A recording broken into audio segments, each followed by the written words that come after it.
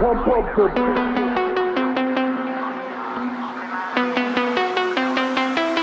pump up the pump up the pump up the pump up the baseline. Pump up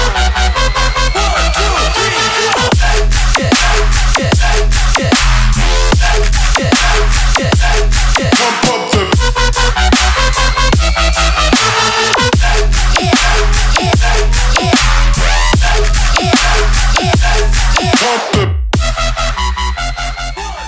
If we have made a living trying to point out the flaws of an industry, made the establishment also realize that such discourse is important only for them to self-reflect and learn from their mistakes, I think it also becomes our prerogative to shower praise when the industry hits it out of the park. See, content is a spectrum, and just yesterday I posted about absolutely disliking a project titled Call Me Babe for its lack of conviction, even in the guilty pleasure genre. And now the same production company with its next theatrical release shows so much promise.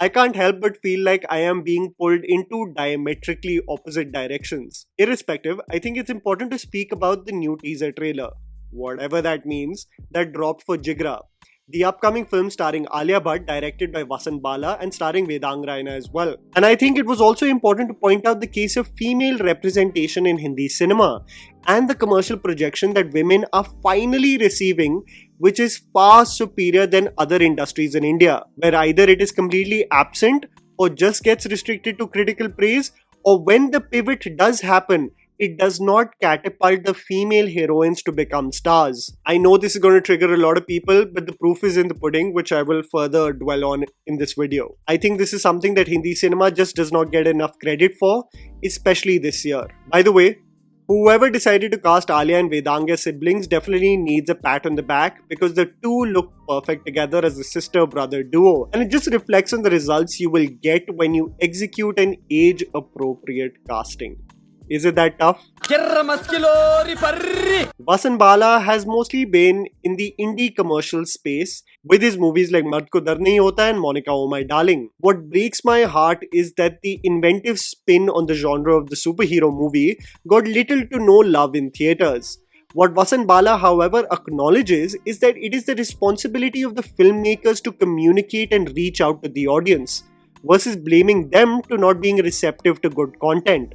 This is quite contrary to what the director of Khel Khel Mein has recently said in the interview, where maturity of mind is required to films such as Khel Khel Mein, the most terrible approach to take when your film fails financially. Irrespective, now that Vasan has got the commercial backing of Dharma, I love the marriage that I can clearly see through the visuals of his sensibilities with a star like Alia being projected as the mass action hero who is going to save the day. I love the gritty nature of the cinematography executed by Swapnil Sonavne, and I am actually very curious about the route the filmmaker takes on the reason why Vedang is in the heavy security prison in the foreign country. What I do love about the teaser trailer, and this has extracted quite the polarizing reactions, is the rendition of Phoolon Ka Taron Ka, sung by Vedang, that becomes the consistent theme of the marketing snippet. There is this melancholic yet unbreakable bond in those lyrics, and this rendition has this interesting raspy touch with Vedang's vocals that will make any elder sister organically emotional. I was speaking to a friend of mine who is an elder sister who does film content on Instagram, and she said she got right in the feels with the combination of the visuals and the vocals. I know many people are against remakes or renditions, but I definitely felt like it perfectly fit the theme of the story. With rumors spreading about Saregama in the interest of purchasing stake in Dharma, you saw glimpses of these classic songs being utilized in Rocky Aur Rani. I think if this business partnership does follow through, you'll see a lot more of the same marriage between the old school and new school. I genuinely love the teaser trailer, and what I am proud of as a person who has grown up with Hindi cinema is the backing that women are getting with leading roles this year. Let's be honest, okay? Let's make this utterly clear. Yes, Malayalam and Tamil cinema has showcased some of the most strong portrayals of female actors on the big screen. Portrayals that have been compelling, complex and deserving of praise. But the consistent commercial backing of those same female actors is absolutely missing. And what's the biggest missing block of the entire ecosystem is the celebration of the same actors in leading roles in theatres. When you think of Malayalam cinema and female representation in movies, let's talk about it most recently, it is always associated with hard-hitting dramas that always get restricted to critical praise but lack commercial attention. I mean, this year you had the movie with Parvati and the legend Urvashi, and despite rave reviews, the movie generated 4 crores in theatrical revenue. An extraordinary film like The Great Indian Kitchen initially did not have buyers to purchase the film so that it can be streamed. Before the acquisition by the big wigs, you must remember that it was streaming on a platform called Stream, and it was only after noise was created that it got deserved global attention. Movies like Uyare with Parvati, Super Sharanya with Anaswara Rajan, Mahanati with Kirti Suresh should have catapulted them to do more leading roles with commercial backing.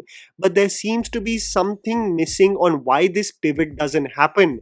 And I have a theory behind this, which I will dwell on later. Telugu cinema has a long way to go regarding female leads as commercial bona fide heroes, as most of the heroines are restricted to flower pot roles. While Deepika Padukone is presented as a strong character in the biggest hit this year in the industry, it definitely lacks the conviction of backing women, mostly utilized for songs and what is termed as glamour for the film. The only exception to the rule, I believe, is Anushka Shetty, who with a film like Arundhati in 2009 and Bhagmati in 2018 featured as a strong female lead, and the movies turned out to be huge commercial hits. The problem, however, with the industry is that it is never consistent with the same, and these events are anomalies. Similarly, with Tamil cinema, there is not a standout female lead where producers line up to give her the necessary commercial backing in order to at least test the waters whether they can be financially viable and become stars. So what is missing that Hindi cinema is doing well? I think there are 3 major reasons. I feel like the first is the presence of a female-led commercial movie is not an anomaly. It is treated like any other film coming out on the weekend, and hence they can spring up surprises financially. Secondly, I think one of the most important features is that female-led movies are not restricted to only disturbing or emotionally heavy themes. Girls can also have fun and dabble in the comedy and rom-com entertainers and have garnered huge success with the same. This perception of a female-led film being preachy and very heavy is something that the industry was plagued with decades ago, which Dimple Kapadia very eloquently pointed out on the reason why she was exhausted with the genre. Well, they've just decided that a woman-oriented script means that there has to be a and she has to take revenge. I mean, that's it. If anyone comes and tells me, we've got a female-oriented script, I know at once what he's talking about. We have come a long way from there, and this has been one of the main reasons why Hindi cinema has excelled in projecting women as bona fide commercial leads versus other industries. I think most importantly, the third point that needs to be acknowledged is that a lot of these actors have a solid presence off camera, both in terms of the brands they associate with, the interviews they give, the insights that they provide of their personal lives, and the oscillating nature of their careers. They project themselves to be known to the public, and this is largely missing in regards to other talented actors down south. The projection to become a brand beyond the movies is something Hindi cinema has aced, and the proof is in the pudding of the several examples of 2024. Otherwise, actors like Sai Pallavi, Nitya Menon, Kirti Suresh should be much bigger stars than they are right now. You look at a movie like Lapata Ladies that despite getting the verdict of an average grosser theatrically, it is all a result of good content having patronage in the Hindi market. You had absolutely unknown faces featuring in the film. Nitanshi Goyal as Phool and Pratibha as Jaya got the debut anyone can dream of, and the visibility they received with its streaming on Netflix increased the expectations they must have had when the movie went on floors. Speaking of all female-led movies don't have to be gritty thrillers or with a social message, you had a film like Crew, meant to be light-hearted and fun, featuring female actors from 3 different generations. And sure, I'm not a huge fan of the film, but it garnered a huge box office collection, spearheading the fact that something light-hearted and fun will be celebrated if it just through its marketing reaches out to the audience to be a fun outing at the movies. The debate will continue regarding Stree 2, but I mean, look at the movie's success. having surpassed Pathaan with its India collection just last weekend. And while I will still stand by the fact that the movie largely rests its shoulder piggybacking off of a popular IP and the performances of Raj and his friends, look at the mass hero presentation of Shraddha in the film. It being marketed through her huge online presence is also a contributing factor that is almost totally absent in other industries.